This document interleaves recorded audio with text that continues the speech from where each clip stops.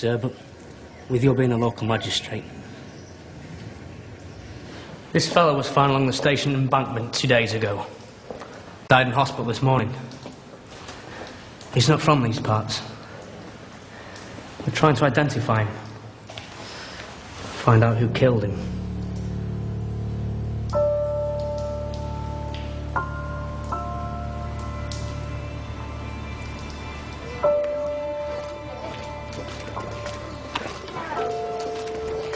We thought we'd find you here around dinner time. You're pretty sure of finding me here any time.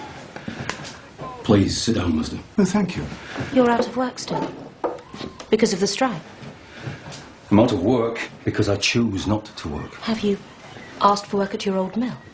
Well, Hamper knows I'm a good worker, he'd take me back. But there's a new rule. We're not allowed to pay into the union. We pay into the union so we can have a strike fund. So we can pay £1 a week strike pay to those in hardship. Their thinking is, if we're not allowed, there'll be no strikes. We're not asking masters to fund a strike, we're not that simple, but where's the crime in giving to your own, out of your own wages? Do all the mills operate this new rule? Remember Boucher saying the union was a tyrant? Well, sometimes the union has to force a man to see what's good for him.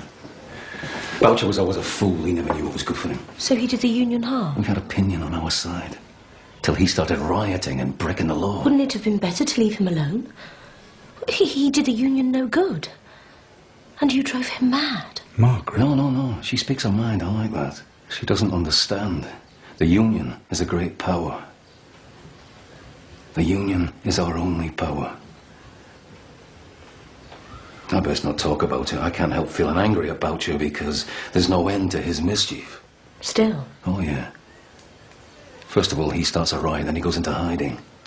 Thornton doesn't prosecute, so he slinks back home, and what does he do? He goes off to Hampers begging for work, even though that would mean forsaking his union dues. To be fair to Hamper, he didn't listen to Boucher, he drove him away. Even though they say he cried like a baby.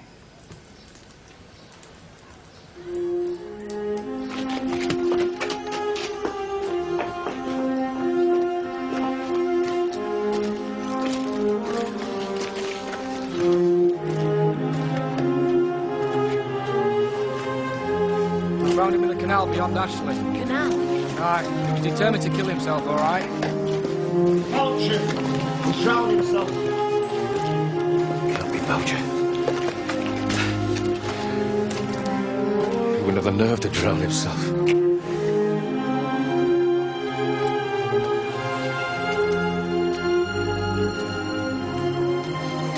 What did he say? Purple. Water from the dying vats goes into that canal. Higgins, you knew him. You must go and tell his wife. Do it now, man. We can't leave him here. I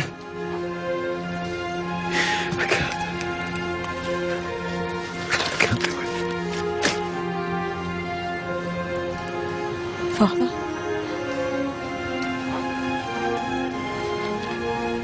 I'll go.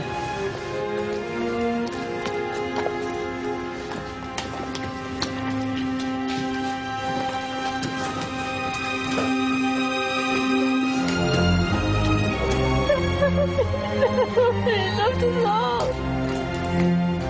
And we loved him. And it's got some terrible words about him.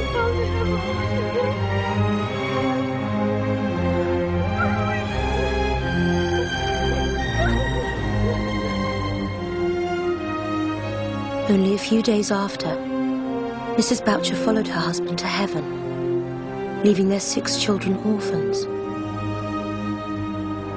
He buried them high above the city in the fresh air.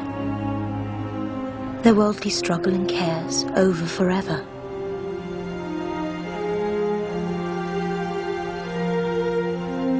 How much harder now for those of us who are left behind to mourn.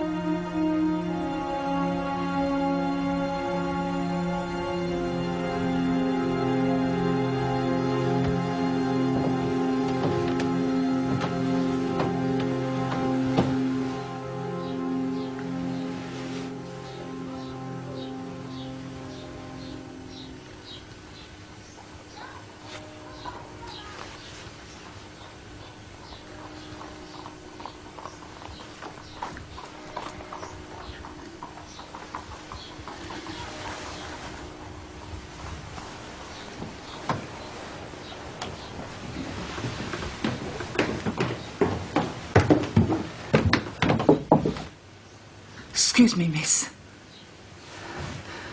It's a police inspector. I told him to go away, but I didn't want to disturb the master. Did he say what he wanted? No, miss. I've let him in and shown him to the master's study, but it's you he wants to see.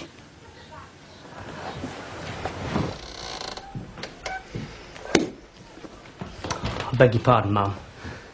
Especially at such a time. My duty obliges me to ask you a few plain questions. A man's died at the infirmary, following a fall, we think, after a fight at Outwood Station between the hours of 11 and 12 at night on Thursday the 26th. At the time, the fight didn't appear to be of much consequence. The doctors think the man had a bad drinking habit and some internal complaint. There will have to be an inquest.